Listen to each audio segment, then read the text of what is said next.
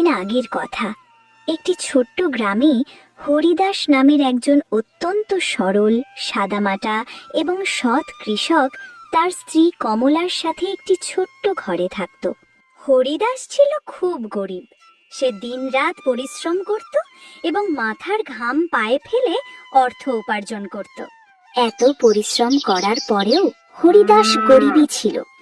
সে কখনো জমিদারদের কাছে মেহনত মজদুরি করত, তো কখনো ক্ষেত খামারে কাজ করত, যাতে কোনোভাবে তার সংসার চলত।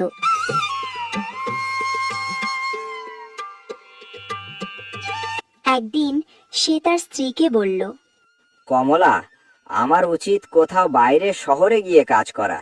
এত পরিশ্রম করার পরেও আমরা একই গরিবই আছি। দূর শহরে কম পরিশ্রম করতে হয় এবং টাকাও বেশি দেয়। তাই আমি এখন ভেবেছি যে আমি এখন কোনো বড় শহরেই গিয়ে কাজ করব। তুমি যদি অন্য শহরে কাজ করতে চলে যাবে, তাহলে তোমাকে ছেড়ে আমি ঘরে একা কিভাবে থাকবো? আমি চাই না যে তুমি অন্য শহরে গিয়ে কাজ করো। আমার বেশি টাকার দরকার নেই। তুমি যতটা রোজগার করে নিয়ে আসো, আমি তাতেই খুশি। আমি কম টাকাতেই সংসার চালিয়ে নেব। শুধু তুমি আমাকে ছেড়ে কোথাও যাবে না। আমার কাছে তুমি সবচেয়ে গুরুত্বপূর্ণ। আমি জানি কমলা, তুমি তো যে কোনো বিপদে আপদে সবসময় আমার পাশে থেকেছো। কিন্তু এখন আমি আমাদের এই দারিদ্রতা আর দেখতে পারছি না। এখন আমাকে 1-2 বছরের জন্য কোথাও দূর শহরে কাজ করতে যেতেই হবে। তবেই আমাদের অভাব দূর হতে পারে। না হলে আমরা এইভাবেই এক একটা পয়সার জন্য হাহাকার করতে থাকব। শহরে অনেক কাজ আছে। যদি আমি সেখানে কাজ পেয়ে যাই, তাহলে আমাদের দিন বদলে যাবে এবং সব ঠিক হয়ে যাবে। ঠিক আছে, যদি তুমি যেতেই চাও তাহলে চলে যাও, কিন্তু নিজের খেয়াল রাখবে। আমি আজই তোমার জিনিসপত্র বেঁধে দেব। তুমি চাইলে কালই চলে যেতে পারো।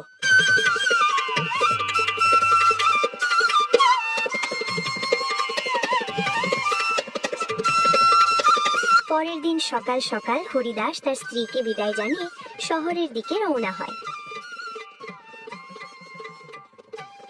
পুরো দিন হাঁটার পর সে শহরে পৌঁছায়। নতুন শহরে হরিদাসের কোনো চেনা জানা লোক ছিল না। তাই সে ভাবে, যেমন তেমন করে আমাকে রাত কাটানোর ব্যবস্থা করতেই হবে। আগামীকাল তো আমাকে কাজের খোঁজ করতে হবে। হরিদাস রাত কাটানোর জন্য একটি বাড়ির কাছে যায়। ঠিক তখন বাড়ির মালিক বাইরে আসে। তখন হরিদাস সেই লোকটিকে বলে, ভাই, আমি অনেক দূর গ্রাম থেকে এসেছি এবং এখন সন্ধ্যা হয়ে গেছে। আমার রাত কাটানোর জন্য একটু জায়গা চাই। যদি আপনি আমাকে রাত কাটানোর জন্য আপনার বাড়িতে একটু জায়গা দেন, তাহলে অনেক উপকার হতো। তুমি গ্রাম থেকে আসো বা অন্য কোথা থেকে, এতে আমার কোনো যায় আসে না। আমি তোমাকে চিনিও না, জানিও না। তাহলে আমি তোমাকে আমার বাড়িতে কিভাবে রাখবো? তোমার মতো অনেকেই এই শহরে কাজ করতে আসে। যাও যাও, তোমার ঠিকানা অন্য কোথাও খুঁজে নাও। হরিদাস কিছু না বলেই সেখান থেকে চলে যায়।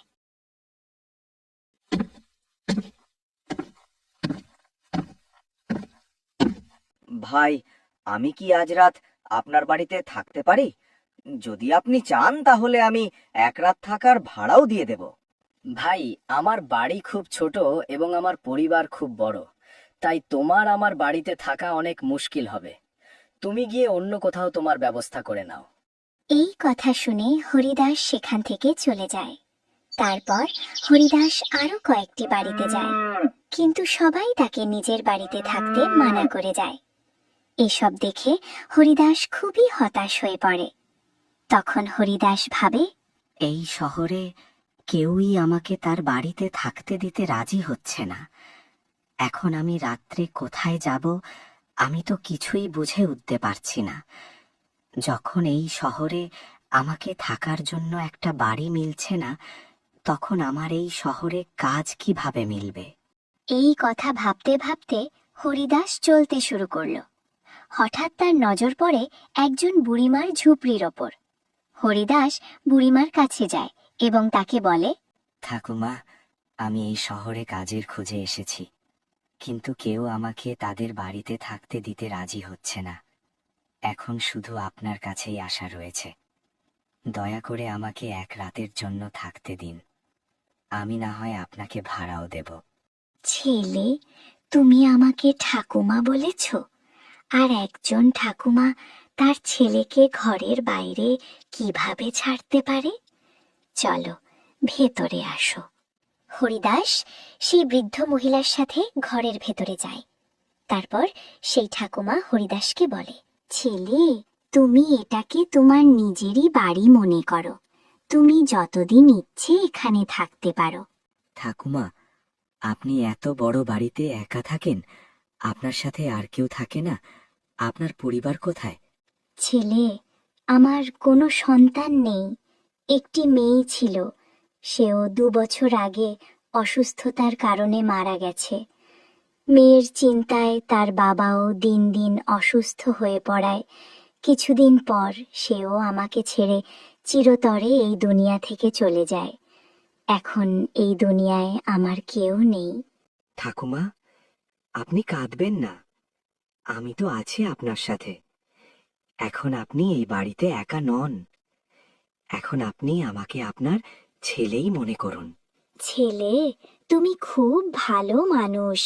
শহরে খুব সতর্ক থাকতে হবে ছেলে, কারণ এখানে অনেক ঠক থাকে। তারা নতুন মানুষ দেখলে তাকে ঠকিয়ে নেয়। ঠাকুমা, আমি খেয়াল রাখব, আপনি চিন্তা করবেন না।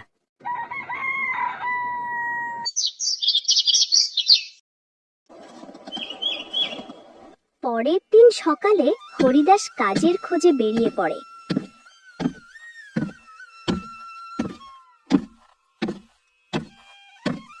খুব শীঘ্রই একজন শেঠের সাথে পরিচয় হবার পর হরিদাস একটি মুদির দোকানে কাজ পেয়ে যায়। তোমাকে আমি আমার দোকানে কাজ দিয়েছি, তুমি ভালো মতো কাজ করবে, ক্রেতাদের কাছে যেন তোমার সুনাম পায়, ওদের সাথে ভালো ব্যবহার করবে। এখন যাও, ভালো মতো কাজ করো, আমি পরের দিন আসবো।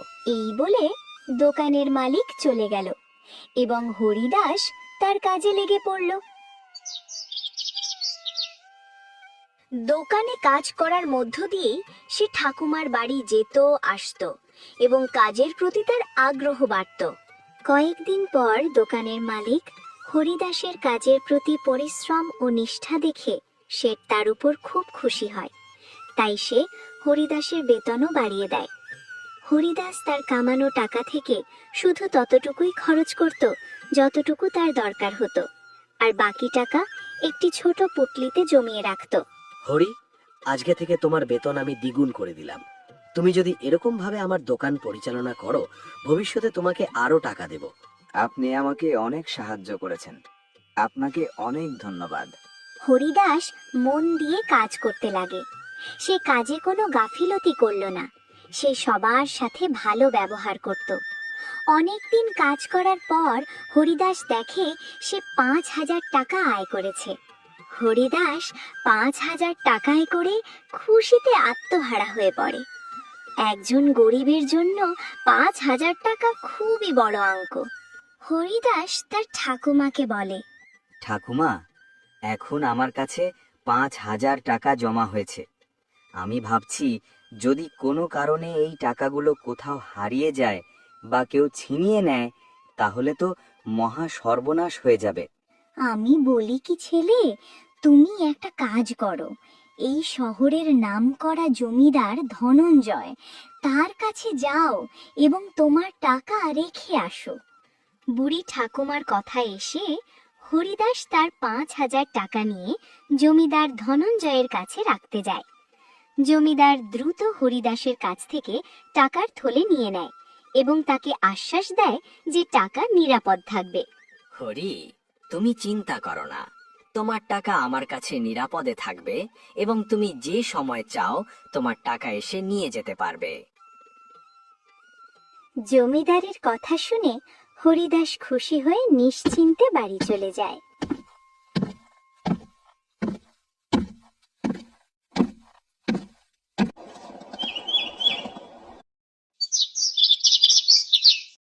কিছুদিন কাজ করার পর হরিদাসের তার স্ত্রীর কথা খুব মনে পড়ে। সে তার স্ত্রীর কাছে যেতে চায়। তাই হরিদাস বাড়ি যাওয়ার প্রস্তুতি নিয়ে জমিদারের কাছে তার টাকা নিতে যায়।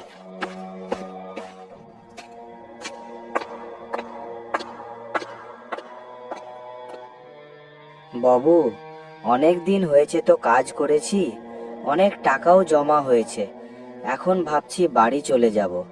যে টাকাটা আপনার কাছে জমা দিয়েছিলাম, দয়া করে টাকাটা দিয়ে দিন। কিসের টাকা? তুমি আমার কাছে কোনো টাকা দাওনি। মিথ্যে কথা বলবে না। যাও, এখান থেকে চলে যাও। বাবু, দয়া করে আমার টাকা ফেরত দিন। কিছুদিন আগে আমি আপনাকে টাকা দিয়েছিলাম রাখার জন্য। দয়া করে সে টাকা ফেরত দিন। গরিবের পেটের উপর লাথি দেবেন না বাবু, দয়া করে ফেরত দিন। তুই ভেবেছিস মিথ্যে কথা বলে আমার থেকে টাকা নিবি? তোকে আমি জেল খাটাবো। মিথ্যে কথা বলে আমার থেকে টাকা আদায় করা সব ছাড়িয়ে দেব। হতাশ হয়ে হরিদাস কাঁদতে কাঁদতে ঠাকুমার বাড়ি ফিরে আসে। সে ঠাকুমাকে বলে, ঠাকুমা, আপনি যে বলেছিলেন জমিদার ধনঞ্জয়ের কাছে টাকা জমা দেওয়ার জন্য, সে এখন আমাকে টাকা ফেরত দিচ্ছে না। আমার সব টাকা নিয়ে নিয়েছে। এখন আপনি আমাকে সাহায্য করুন। ছেলে, তুমি আমাকে সব খুলে বলো। তোমার সাথে কি কি হয়েছে? ওই ধনঞ্জয় তোমাকে কি বলেছে? তুমি আমাকে সব খুলে বলো।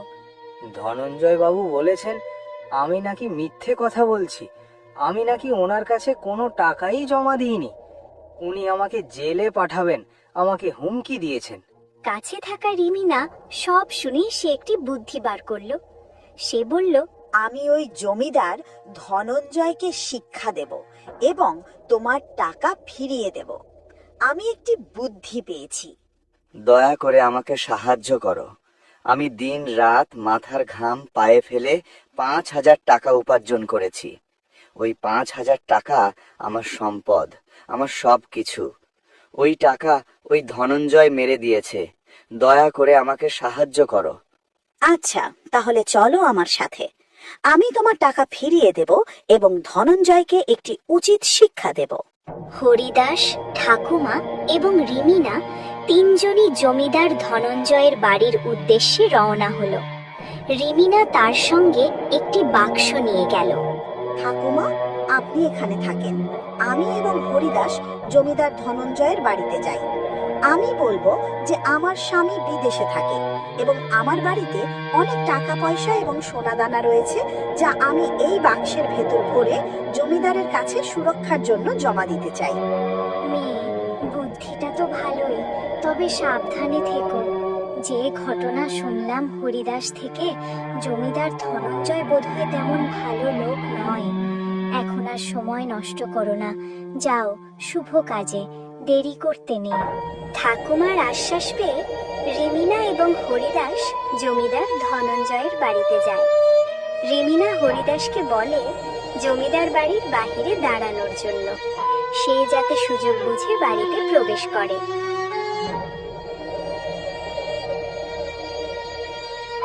জমিদার মহাশয়, আমার স্বামী বাহিরে থাকে। এখন গ্রামে তো ইদানিং অনেক চুরি ডাকাতি হচ্ছে। সুরক্ষার ভয়ে আমি আমার মূল্যবান জিনিসপত্রই বাক্সে রেখে আপনার কাছে আমানতে রাখতে চাই। জমিদার মনে মনে ভাবে, বাক্সটা দেখে মনে হচ্ছে অনেক ভারী এবং এটা তো অনেক বড়। কমপক্ষে 20-30 লাখ টাকার গহনা টাকা পয়সা তো হবেই। কোনো মতে যদি এটা হাত করতে পারি, তাহলে তো আমার জমিদারির টাকাও এত হবে না। যে কোনো মতেই টাকা এবং সম্পদ হাত করতেই হবে। আরে হ্যাঁ হ্যাঁ, পারবো। এলাকাবাসী সবাই তো আমাকে বিশ্বস্ত মনে করে টাকা আমানতে রাখে। তুমি চাইলেও দিতে পারো। যে সময় নিতে চাও পরবর্তীতে নিতে পারবে। হঠাৎ করে শেষ সময় হরিদাসের আগমন ঘটে। হরিদাসকে দেখে জমিদার ধনঞ্জয় কিছুটা বিব্রত হয়ে পড়ে। এই হরিদাস এসে সবকিছু বরবাদ করে দিচ্ছে। এর চেয়ে ভালো আমি একে এখন টাকাটা দিয়ে দিই, তাহলেও মুখ খুলবে না এবং সম্পদটাও হাতেতে ভরব। হরি, এই নাও টাকা। তুমি যেটা আমাকে জমা দিয়েছিলে, এই নাও টাকা ফেরত দিলাম। রিমিনা, দেখো দেখো, সবাই আমার কাছে টাকা জমা দেয় এবং যে সময় ইচ্ছা ওই সময় নিতে পারে। সবাই আমাকে বিশ্বাস করো। দেখার কিছু নেই ঠকবাজ ধনঞ্জয়। রিমিনা আমার কথায় তোমার এখানে এসেছে। আমরা একটি বুদ্ধি বের করেছিলাম তোমার কাছ থেকে টাকা ফেরত পাওয়ার জন্য, এবং তা পেয়েও গেলাম। তুমি একজন ঠকবাজ। ধনঞ্জয় তার মান ইজ্জত হারিয়ে ফেলল এবং সে তার ভুল বুঝতে পারল। এভাবে হরিদাস তার টাকা ফেরত পেল এবং শান্তিতে বসবাস করতে লাগলো।